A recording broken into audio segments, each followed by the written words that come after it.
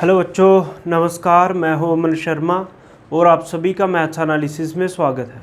आज के इस वीडियो लेक्चर में हम लोग पढ़ेंगे class 10th NCERT chapter number 4 चल रहा था जिसका नाम है क्वाड्रेटिक इक्वेशन, और हम पहुंच चुके हैं एक्सरसाइज 4.2 पे।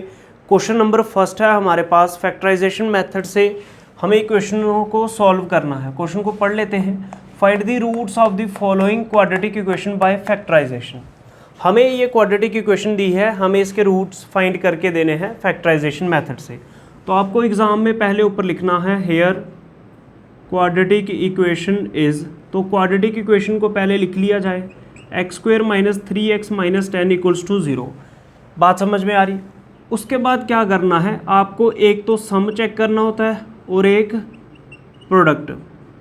तो सम कितना चाहिए होता है? जितनी मिडल में टर्म आ रही हो सेंटर में, ठीक है। सम चाहिए माइनस का 3x, सम में आता है प्लस या माइनस, और प्रोडक्ट कितना चाहिए? जितना फर्स्ट और लास्ट टर्म को मल्टीप्लाई करके आए, एक्स स्क्वायर मल्टीप्लाई माइनस 10, तो ये आ रहा है माइनस 10x स्क्वायर। तो अब आप मिडल टर्म को इस तरह से स्प्लिट करना है जिससे ये दोनों कंडीशनें फुलफिल हो।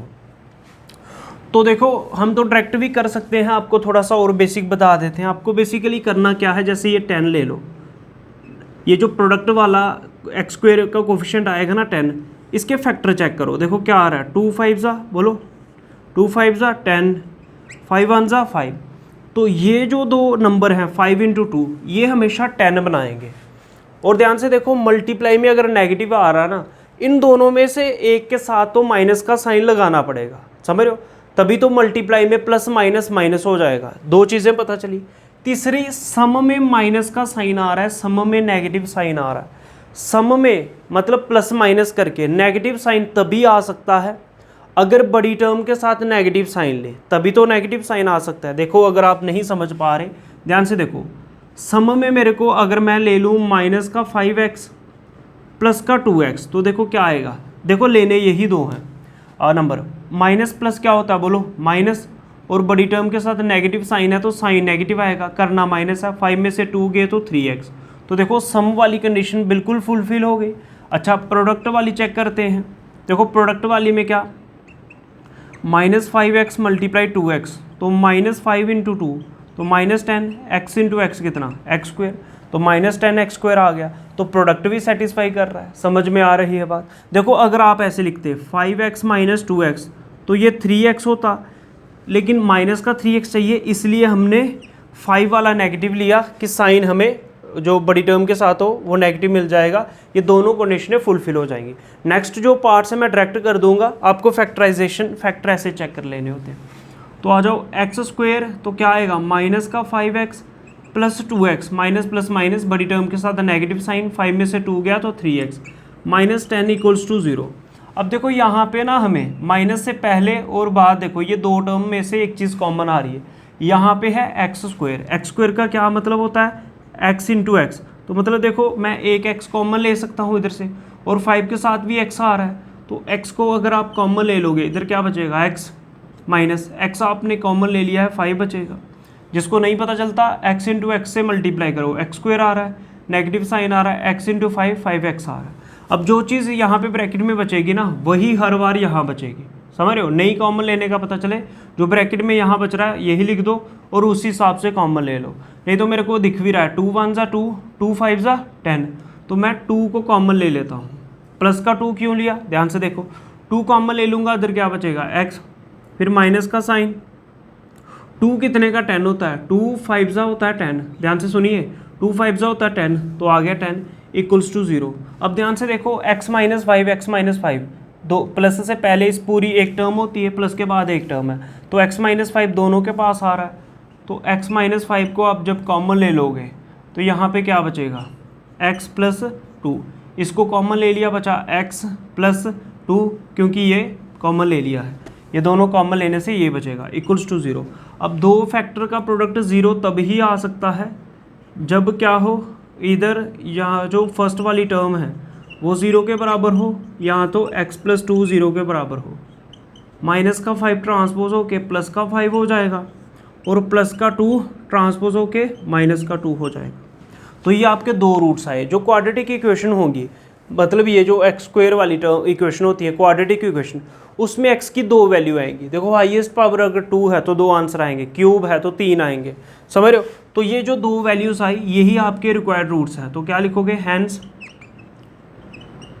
रिक्वायर्ड रूट्स, रूट्स मतलब एक्स की value, hence required roots of given quadratic equation is x equals to 5 comma -2। 5 और -2 हमारे रिक्वायर्ड रूट्स है। तो ये आप पार्ट नंबर फर्स्ट को नोट करो, फिर हम आपको सेकंड पार्ट, बच्चों नेक्स्ट पार्ट को समझते हैं। आ जाओ। तो मेरे पास है 2x² + x - 6 = 0। तो मतलब मैंने लिख दिया ये मेरे पास गिवन क्वाड्रेटिक इक्वेशन है। तो आपको सम कितना चाहिए, जो मिडल में टर्म आ रही है वो है x, और प्रोडक्ट करके कितना चाहिए, जितना फर्स्ट टर्म और लास्ट टर्म को मल्टीप्लाई करके आए।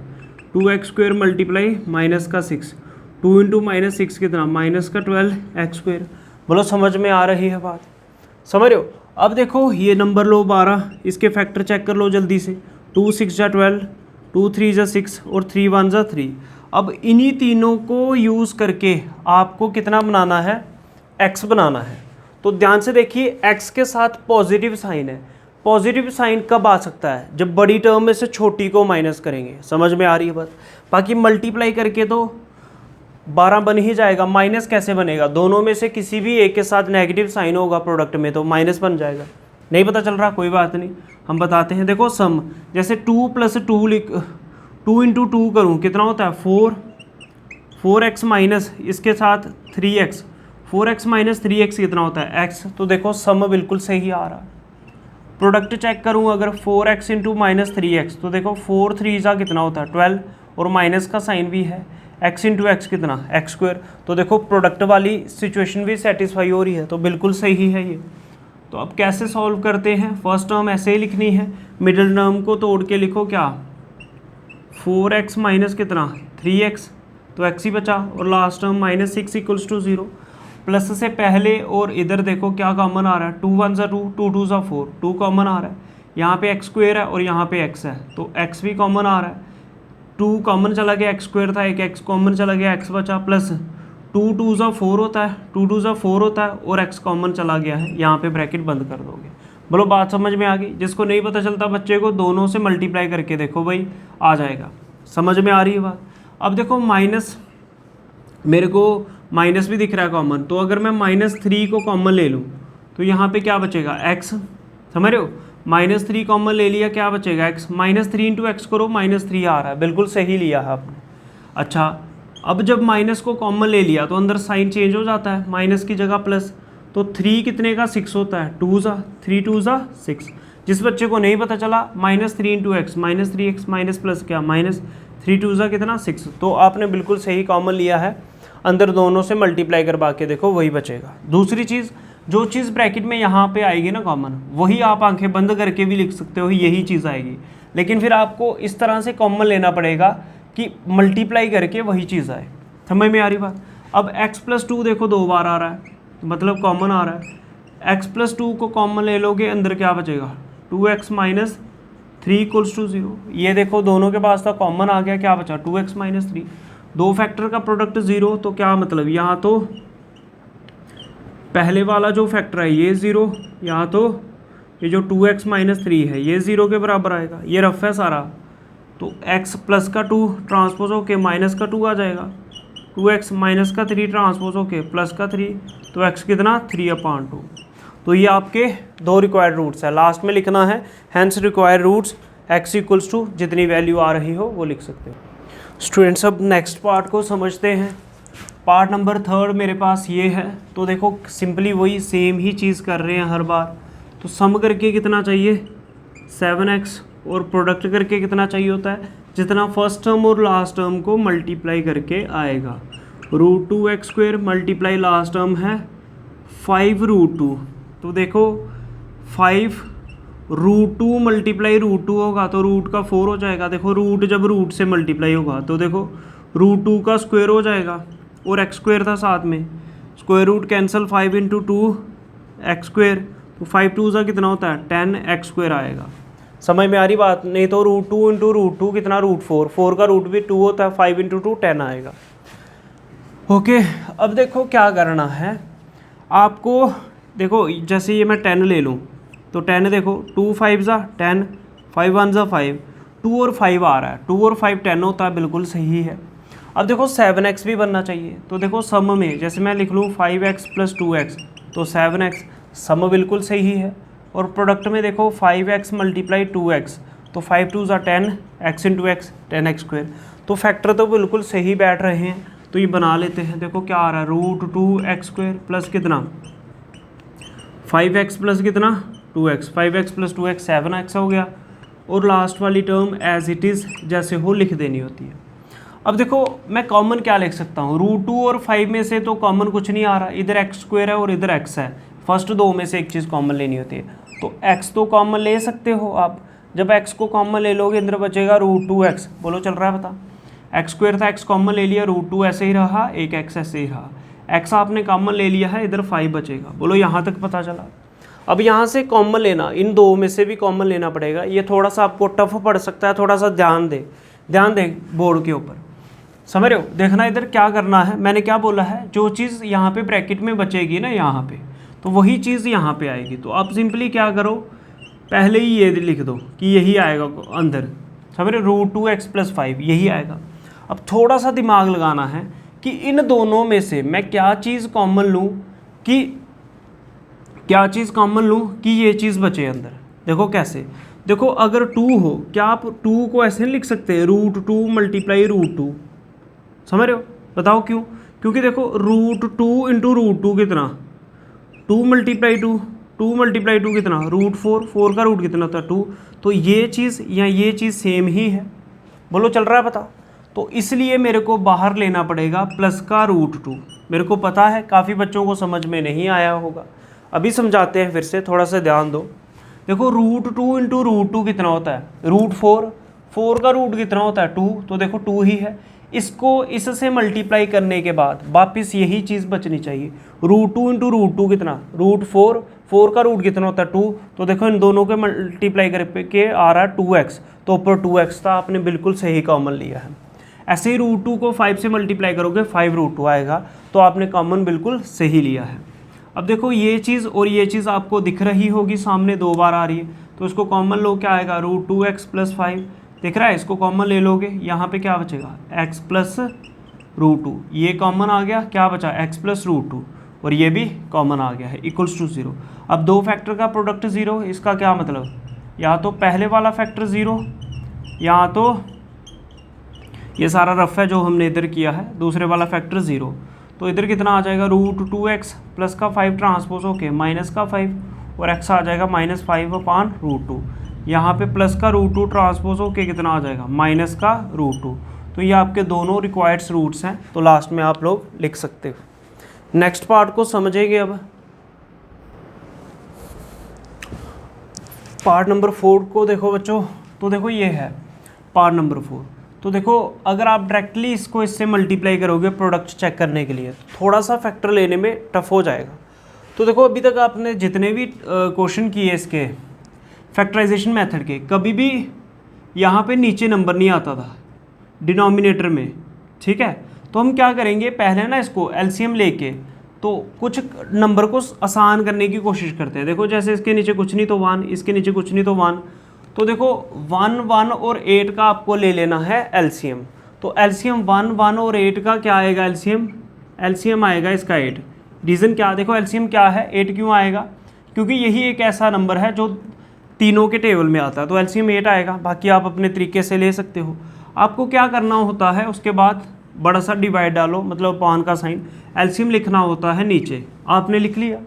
उसके बाद पहली टर्म क्या है, 2x² अपान 1 कितना होगा 2x², इसको एलसीएम से मल्टीप्लाई करो, 2x² मल्टीप्लाई एलसीएम कितना था 8, 2 8 जा कितना 16x², तो यहाँ पे आ जाएगा 16x²। फिर माइनस का साइन है, x अपान 1 कितना होता है x, इसको मल्टीप्लाई कर देना एलसीएम से, एलसीएम कितना है 8, तो 8 × x कितना बच्चों 8x। लास्ट टर्म कितनी है 1/8, मल्टीप्लाई कर देना है एलसीएम से, एलसीएम कितना है 8, 8 से 8 कैंसिल हो गया 1 आ जाएगा।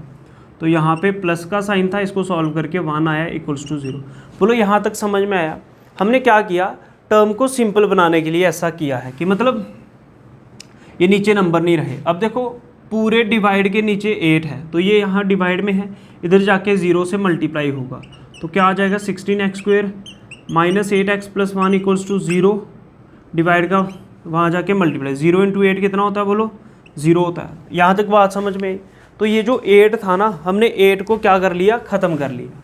बोलो यहाँ तक समझ में आ रहा है क्वेश्चन? कुछ भी अगर आपको समझ में नहीं आए आप लोग कमेंट सेक्शन में पूछ सकते हो, नहीं तो चैनल को सब्सक्राइब कर लो, वीडियो को लाइक करना, शेयर करना। अब आगे समझते हैं। इधर देखो, यहाँ तक समझ में आया? ये 0 इंटू 8 होके 0 हो गया। सम करके चाहिए माइनस का 8x और प्रोडक्ट करके कितना चाहिए, जितना फर्स्ट टर्म और लास्ट टर्म को मल्टीप्लाई करके आएगा। 16x² मल्टीप्लाई 1 कितना 16x²। तो ये जो प्रोडक्ट वाला नंबर होता है ना, ये आपको फैक्टर दे सकता है। 2 8 ज़ा 16, 2 4 ज़ा 8, 2 2 ज़ा 4, 2 1 ज़ा 2। तो ये इसके बन रहे हैं फैक्टर, जिनको मल्टीप्लाई करके मतलब ये नंबर ऐसे हैं मल्टीप्लाई करके 16 आएगा। तो मतलब प्रोडक्ट को तो बिल्कुल सही कर रहा है। सम में चाहिए माइनस का 8x, तो देखो सम में माइनस का 8x आ रहा है लेकिन प्रोडक्ट में प्लस आ रहा है। तो सम में नेगेटिव साइन आ रहा है और प्रोडक्ट में प्लस साइन तभी आ सकता है जब क्या हो, प्रोडक्ट में प्लस कब आ सकता है, या तो दोनों प्लस हो, समझ रहे हो, या दोनों माइनस हो, माइनस मल्टीप्लाई माइनस तब भी प्लस होता है।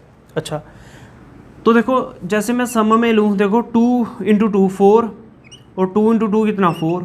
अब माइनस का 4x और माइनस का 4x लेना, माइनस और माइनस प्लस लेकिन साइन माइनस का, 4x प्लस 4x कितना 8x। तो माइनस का 8x सम में आएगा, प्रोडक्ट में कितना आएगा, देखो माइनस 4x मल्टीप्लाई कितना माइनस 4x, माइनस माइनस कितना मल्टीप्लाई में प्लस, 4 4 जा 16 और x²। तो बिल्कुल सही बैठ रहा है। यही मैं बोल रहा था कि सम में नेगेटिव साइन आ रहा है और प्रोडक्ट में पॉजिटिव आ रहा है, ये तभी आ सकता है, सम वाले दोनों में नेगेटिव लेना पड़ेगा। ये चीज़ बोल रहा था। समझ में आ गई तो अच्छी बात है। आगे बढ़ते हैं। माइनस 8x को कैसे लिख सकते हो, minus 4x plus 1 equals to 0। बोलो यहाँ तक समझ में आई बात? मिडिल टर्म को ही स्प्लिट करना होता है, बाकी फर्स्ट और लास्ट को एज इट इज़ लिख देना होता है। अब देखो 4 4 जा 16, 4 1 जा 4, तो 4 कॉमन आ रहा है, यहाँ पे x² है, यहाँ पे x है तो x कॉमन आ रहा है। तो 4 4 जा 16 होता है, कितना होता है 4 4 जा 16, यहाँ पे 4 आएगा, x² था x कॉमन आ गया, x बचेगा क्योंकि x इंटू x x² होता है, माइनस 4x तो आपने पूरा ही कॉमन ले लिया, इधर कितना बचेगा 1। अब मैंने क्या बोला है, जो चीज़ इधर आएगी ना वही चीज़ इधर आएगी, मतलब इधर भी 4x माइनस 1 ही फैक्टर आने वाला है। अच्छा, तो मेरे को -1 कॉमन लेना पड़ेगा इन दोनों में से।